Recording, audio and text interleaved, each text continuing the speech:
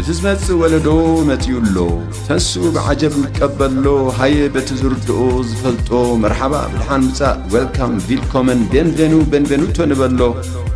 عبو نقدر حبو ما يوعينا قرو نحسبو نبلعيو نستيو نزقبو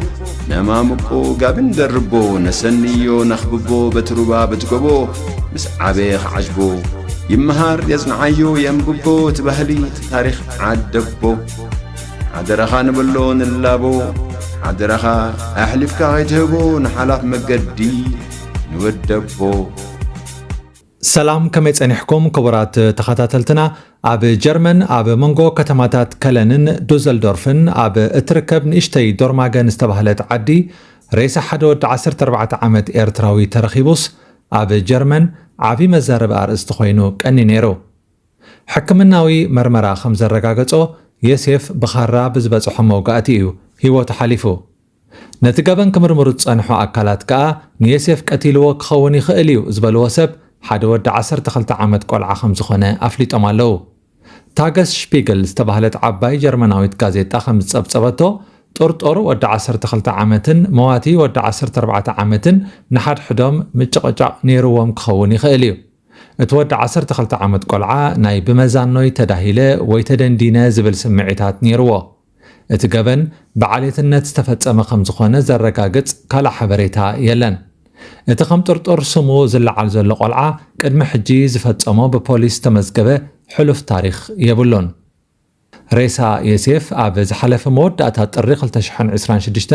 ኣብ ገምገም ሓደ ቀላይ ብሓደ ሓላፍ መገዲ ተረኺቡ ኣብ ቀዳመ ሰንበት ኣስታት 2000 ዝኾኑ ሰባት ንየሴፍ ንምዝካር ተኣኪቦም ነይሮም የሴፍ ብዕለት 28 ጥሪ 2026 ከባቢ ፍርቂ መዓልቲ ንመወዳእታ እዋን ብህይወት ተራእዩ ነይሩ ኣብ ተመሳሳሊ ዕለት ከባቢ ሰዓት 5 ድሕሪ ቀትሪ ግን ሬስኡ ተረኺቡ ጥርጥር ቆልዓ ገና ወዲ 12 ዓመት ስለ ዝኾነ ከም ሙሉእ ሰብ ኣብ ትሕቲ ቀይዲ ክኣቱ ኣይክእልን እዩ ስለዚ ከዓ ኣብዚ እዋን ኣብ ትሕቲ ጽላል ቤት ጽሕፈት ቆልዑን መንእሰያትን እዩ ዘሎ ቢልድ ዝተባህለት ካልእ ጋዜጣ እቲ ቆልዓ ኣብ ናይ ቆልዑ ናይ ስነ ኣእምሮ ሕክምና ከም ዝርከብ ትጽብጽብ ፖሊስ ብዛዕባ መንነት እዚ ቆልዓ ብዙሕ ሓበሬታ ክህብ ኣይደለየን ውልቃውነት ንምዕቃብን ብሕጊ ውሕስነት መንእሰያትን ምኽንያት ስሙን ስእሉን ወይ ካልእ ድሕረ ባይትኡ ክዝርጋሕ ኣይተደልየን ከንቲባ ዶርማገን ኤሪክ ሊረንፌልድ በቲ ዘጋጠመ ኩሉ ኣመና ከም ዝተሰምዖ ገሊጹ ንሎሚ ዓርቢ ብደረጃ ከተማ ዶርማገን ቤት ትምህርታትን ማሕበራትን ንዝኽሪ የሴፍ ሓደ መደብ ተዳልዩ ዒሉ ኣብ ጀርመን ተሓታትነት ገበን ካብ 14 ዓመት እዩ ዝጅመር ደቂ 12 ዓመት ብሕጊ ተሓቲቶም ኣብ ቤት ፍርዲ ክቐርቡን ክቕፅዑን ኣይክእሉን እዮም ኣብ ክንዲዚ ብኽፍሊ ቆልዑን መንእሰያትን ካልእ ስጉምትታት እዩ ዝውሰድ ኣብ ጉዳይ የሴፍ እውን እዚ ኮይኑ ዘሎ ኣብ ጀርመን ገና ብዕድመ ንኣሽቱ ብዝኾኑ ቆልዑ ዝፍጸሙ ከበድቲ ገበናት ቁፅሮም እናወሰኸ ይመጽእ ስለ ዘሎ ኣተሓሳሳቢ ጉዳይ ኮይኑ ኣሎ ጀርመን ኣብዚ ሰሙን ካብ ዝተለምደ ዓይነት ገበናት ፍልይ ዝበሉ ከበድቲ ገበናት ክትርኢ ቀንያላ ንኣብነት ኣብዚ ሰሙን ሓደ ውልቀ ሰብ ብዘይ ትኬት ኣብ ባቡር ተረኺቡ ስለ ዝተቐፅዐ ጥራሕ ንሰራሕተኛ መንገዲ ባቡር ብምህራም ብኸቢድ ኣቑሲልዎ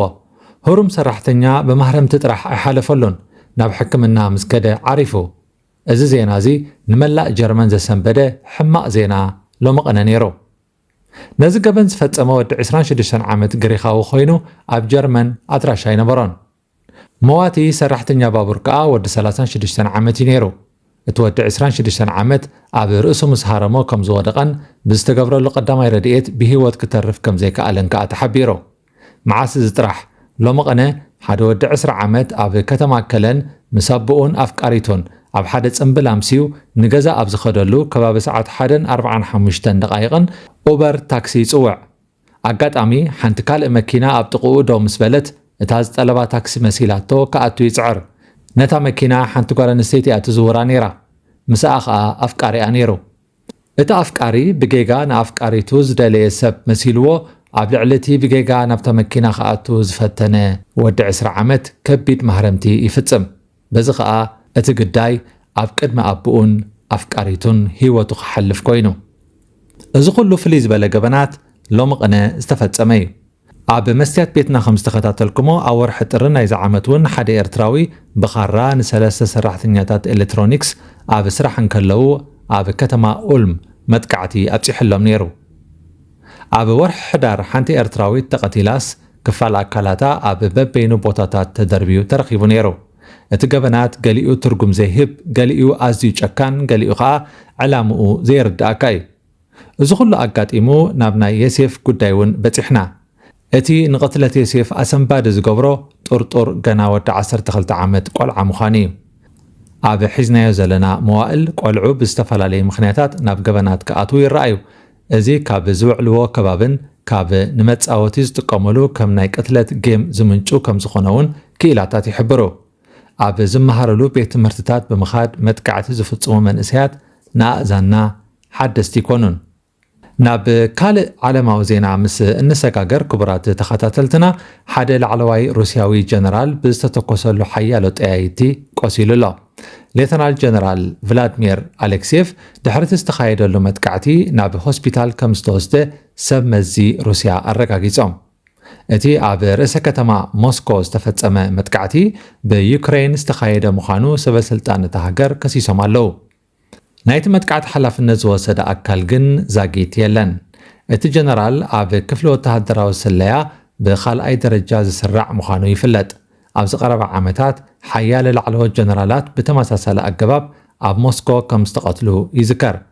እዚ ሓድሽ ፈተነ ቅትለት ነቲ ኣብ ሕቡራት ኢማራት ዓረብ ዝካየድ ዘሎ ስሉሳዊ ዘተ ዩክሬን ሩስያን ኣሜሪካን ንምዕንቃፍ ዝተወጠነ ምዃኑ ኣፈኛ ክሬምሊን ዲሚትሪ ፔስኮቭ ገሊጹ ኣሎ። ጀነራል ኣሌክሴቭ ኣብ ኩናት ዩክሬን ኣገዳሲ ቦታ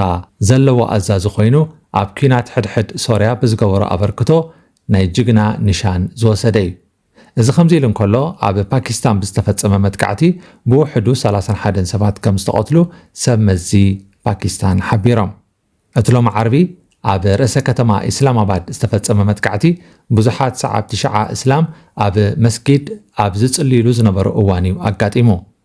ፖሊስ ከም ዝሓበርዎ ሓደ ዕጡቕ ነቲ መጥቃዕቲ ከም ዝፈጸሞ ይግለጽ። ፕረዚደንት ኣሲፍ ዓሊ ዛርዳሪ ንሰላማውያን ሰባት ዕላማ ምግባር ገበናት ኣንጻር ሰብኣውነት እዩ ክብል ነቲ መጥቃዕቲ ኮኒንዎ። ሓዘኑ ዝገለጸ ቀዳማይ ሚኒስተር ፓኪስታን ብወገኑ ቁልጡፍ መርመራ ክግበርን ፈጸምቱ ኣብ ቀይዲ ክኣትውን ፀዊዑ ኣሎ። ፓኪስታን እታ ኦሳማ ቢንላደን ተሓቢእላ ዝነበረት ሃገር እያ። ኦሳማ ብዕለት 2 ግንቦት 2011 እዩ ብኣሜሪካ ኣብ ተሓቢእሉ ዝነበረ ቤት ተቐቲሉ። እታ ሃገር ንነዊሕ ዓመታት ብውሽጣውን ሽበራውን ግጭታት ክትሕመስ ዝጸንሐት ሃገር እያ። ክቡራት ተኸታተልቲ መስትያት ቤትና ንሎሚ 6 ለካቲት 2026 ንኻልኣይ እዋን ናባኹም ዘዳለናዮ ትሕዝቶ መደብ ኣብዚ ክንዛዝም ኢና። ጽባሕ ብኻልእ ኣርእስቲ ክሳብ ንራኸብ ደሓን ጽንሑ።